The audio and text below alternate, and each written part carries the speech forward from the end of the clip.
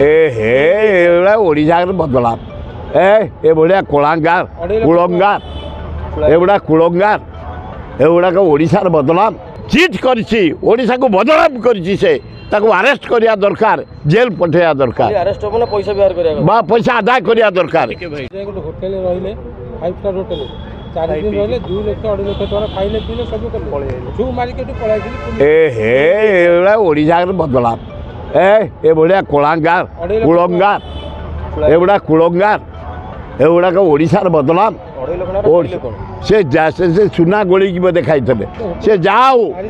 ଗୋଟେ ଓଡ଼ିଶାର ବଦନାମ ତମେ ଓଡ଼ିଆ ଯୁବକ ତୁରନ୍ତ ତାଙ୍କୁ ଧରିକି ଜେଲକୁ ପଠାଇବା ଦରକାର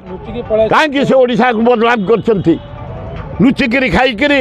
ରାତିରେ ରହି ଷ୍ଟାର ହୋଟେଲରେ ବୋପା ଆଜା କାଳେ ଆଳୁ ଚାଷ ନେଇ ପର୍ଜି ଖାଉଥିଲେ ହଁ କାହିଁ ଓଡ଼ିଶାକୁ ବଦନାମ କରିଛନ୍ତି ସେ ତୁରନ୍ତ ତାକୁ ଆରେଷ୍ଟ କରି ଜେଲକୁ ପଠାଯାଉ ହୋଟେଲ ମାଲିକ ଥାନାରେ